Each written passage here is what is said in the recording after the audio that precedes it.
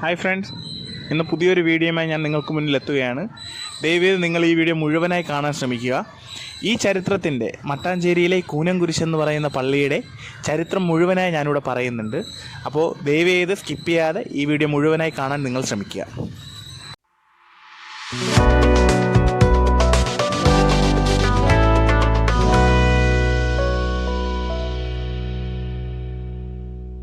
Friends, ഞങ്ങൾ ഇന്ന് വന്ന് നിൽക്കുന്നത് ചരിത്രത്തിൻ്റെ താളുകളിൽ ഇടം പിടിച്ച, ചരിത്രരേഖകളിൽ എഴുതി ചേർക്കപ്പെട്ട, തങ്കലിപികളാൽ എഴുതി ചേർക്കപ്പെട്ട ഒരു പ്രദേശത്താണ്, മട്ടാഞ്ചേരി. അതെ, എറണാകുളത്തിൻ്റെ സ്വന്തം മട്ടാഞ്ചേരി. ഈ തെരുവോരങ്ങളിൽ കാണുന്ന വീടുകൾ, ഈ തെരുവോരങ്ങളിൽ കാണുന്ന കടമുറികൾ, എല്ലാത്തിനും പറയുവാനുണ്ട് ഒരു ചരിത്രത്തിൻ്റെ കഥ. ഇവിടുത്തെ ചെറിയ മയിൽക്കുട്ടികൾക്ക് പോലും പറയുവാനുണ്ടാവും പ്രാചീന കാലഘട്ടത്തിലെ ചരിത്രത്തിൻ്റെ ത്രസിപ്പിക്കുന്ന കഥകൾ. ഈ കഥകളിൽ എവിടെയോ ഒളിഞ്ഞു കിടക്കുന്ന ചില കെട്ടുകഥകളും അതോടൊപ്പം ചരിത്രവും ചേർത്ത് വായിക്കുമ്പോൾ ഞങ്ങളെത്തി നിൽക്കുന്ന മണ്ണിൻ്റെ വില നിങ്ങൾക്ക് മനസ്സിലാവും. അതെ, ഞങ്ങളിന്ന് നിൽക്കുന്ന പ്രദേശത്തിന് വലിയ ചരിത്രത്തിൻ്റെ കഥ പറയുവാനുണ്ട്. കൂനൻകുരിശ് അഥവാ ഭ്രാന്തൻ കുരിയച്ചൻ. അതെ, ഈ ഭ്രാന്തൻ കുരിയച്ചൻ എന്ന പേര് ഒരുപക്ഷെ നിങ്ങൾ കേട്ടിട്ടുണ്ടാവും. ഈ ഇടക്കാലത്തിറങ്ങിയ മമ്മൂട്ടിയുടെ ഭീഷ്മപർവം എന്ന സിനിമയിൽ മമ്മൂട്ടി പറയുന്ന ഒരു വാക്കിലുണ്ട്, എന്നിടത്തെങ്ങനെ താളിക്കാൻ വന്ന ഭ്രാന്തൻ കുരിയച്ചനാണ് വെട്ടിക്കിരി പട്ടിക്കൊണ്ടില്ല. ഇനി ആ വാക്കും അതിനോടൊപ്പമുള്ള ചരിത്രവും തേടിയുള്ള നമ്മുടെ യാത്രയാണ് ഞങ്ങളെ ഇവിടെ എത്തിച്ചത്. ആരാണ് ഭ്രാന്തൻ കുരിയച്ചൻ എന്നതിനെക്കുറിച്ച് നമുക്ക് ആദ്യം പറയാം. അത് കഴിഞ്ഞ് ഞാൻ പറയുന്ന കഥയായിരിക്കും കൂനംകുരിശിനെ കുറിച്ച്. എന്നാൽ മാത്രമേ നിങ്ങൾക്കിതിനെക്കുറിച്ച് രണ്ടിനെയും കുറിച്ചൊരു വ്യക്തത വരത്തുള്ളൂ. ആരാണ് ഭ്രാന്തൻ കുരിയച്ചൻ എന്നതിനെക്കുറിച്ച് നമുക്ക് കേൾക്കാം. ഭ്രാന്തൻ കുരിയച്ചൻ എന്ന് പറയുന്നത്, ചരിത്രത്തിൽ പറയപ്പെടുന്നത് ഈ കാണുന്ന കുരിശിനെയാണ്. ഇതിൻ്റെ ചരിത്രം എന്ന് പറയുന്നത്, പോർച്ചുഗീസുകാർ ഇവിടെ വന്ന് ഭരിക്കുന്ന കാലഘട്ടത്തിൽ തെരുവോരത്ത്, വഴിയോരത്തിരിക്കുന്ന ഈ കുരിശിനെ കണ്ടിട്ട് അവർ അന്ന് വിളിച്ചിരുന്നത്, അവരുടെ ഭാഷയിൽ, പോർച്ചുഗീസ് ഭാഷയിൽ പറഞ്ഞിരുന്നത് ഭ്രാന്തേ ക്രൂസ് എന്നായിരുന്നു.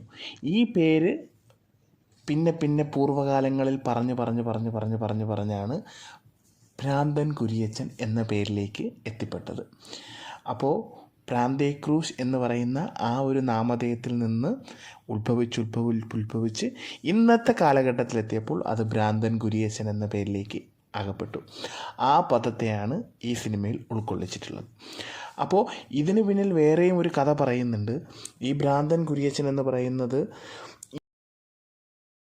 കുരിശ് ഇവിടത്തുകാർക്കും അതുപോലെ തന്നെ പുറത്തു നിന്ന് വരുന്നവർക്കും വിശ്വാസത്തിൻ്റെ ഏറ്റവും അവസാനത്തെ വാക്കാണ്.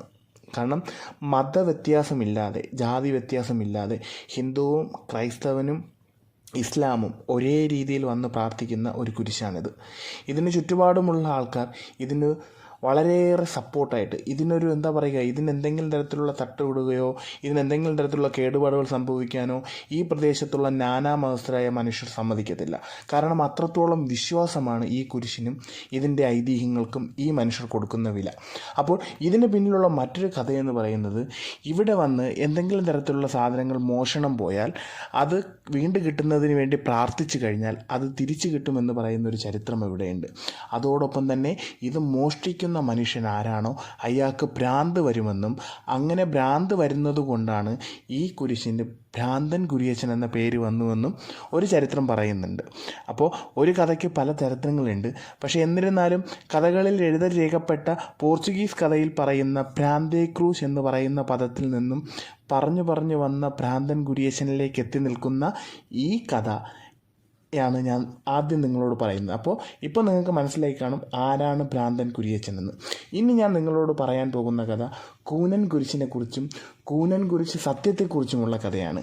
കൊച്ചിയിലേക്ക് വന്ന വാസ്കോഡ ഗാമയ്ക്ക് തോന്നി, കൊച്ചിയിലെ മണ്ണിലെ നിലങ്ങൾ, കൊച്ചിയിലെ വാണിജ്യ സമുച്ചയത്തിൻ്റെ ഉറവിടം, ഇതെല്ലാം സ്വന്തം രാജ്യത്തിലേക്ക് കൊണ്ടുപോകണം. അധിനിവേശത്തിൻ്റെ കഥയിൽ നിന്നാണ് ഈ കൂനൻകുരിശിൻ്റെ കഥയിലേക്കുള്ള ചരിത്രയാത്ര ആരംഭിക്കുന്നത്. അപ്പോൾ പോർച്ചുഗൽക്കാർ ഇനി കേരളത്തിലേക്ക് വരികയും കേരളത്തിലെ കൊച്ചിയായ മട്ടാഞ്ചേരിയിൽ അവരുടെ പ്രധാന കേന്ദ്രമായി പ്രവർത്തിക്കുകയും ചെയ്തപ്പോൾ അവർ ആദ്യം ചെയ്തത്, ഇവിടെയുള്ള മാർത്തോമ ക്രിസ്ത്യൻ സമുദായത്തിലുള്ള ക്രിസ്ത്യാനികളെ റോമൻ കാത്തലിക് നിയമങ്ങൾ, അതായത് പോർച്ചുഗലിൻ്റെ റോമൻ കാത്തലിക് നിയമങ്ങളിലേക്ക് കൊണ്ടുവരുന്നതിലേക്ക് വേണ്ടി വളരെ അവരുടെ വിശ്വാസ ആചാരപ്രകാരമുള്ള രീതിയിൽ ഇവിടുത്തെ ക്രിസ്ത്യാനികളെ എത്തിക്കുവാനുള്ള ശ്രമങ്ങൾ അവരാരംഭിച്ചു തുടങ്ങി. ഇതിനെതിരെ ഒരു കൂട്ടൻ മാർത്തോമ ക്രിസ്ത്യാനികൾ ഒത്തുകൂടുകയും അവർ മാർത്തോമ പള്ളിയുടെ മുന്നിൽ ഒരു കുരിശിനെ തൊട്ട് സത്യം ചെയ്യുവാൻ ആരംഭിച്ചു. ഇതിനെയാണ് ചരിത്രത്തിൽ കൂനൻ കുരിശ് സത്യം എന്ന് പറയുന്നത്. ഇത് ചെയ്തത് 1653 ഈ സത്യം ചെയ്യുന്നതിലേക്ക് വേണ്ടിയിട്ട് അവർ ഒരു കുരിശിനെ സ്ഥാപിക്കുകയും ആ കുരിശിൽ എല്ലാ പേർക്കും തൊടുവാൻ സാധിക്കാത്തതുകൊണ്ട് ഒരു കയറ് കെട്ടി അന്ന് വന്ന എല്ലാ പേരും ആ കയറിൽ പിടിച്ച് അതിൽ സത്യം ചെയ്യുവാൻ ആരംഭിച്ചു. ഒത്തിരി പേർ കയറിൽ പിടിച്ചത് കൊണ്ട് തന്നെ ആവട്ടെ ആ കുരിശിന് ചെറിയൊരു ചരിവ് വന്നു. അതുകൊണ്ട് തന്നെ ആ ഒരു കാരണത്താൽ അന്നു മുതൽ ആ കുരിശിനെ കൂനൻ കുരിശ് എന്നറിയപ്പെടുന്നു. ഈ കൂനൻ കുരിശാണ് ഇവിടെ ഉള്ളത് എന്നും ചരിത്രത്തിൽ പറയപ്പെടുന്നു.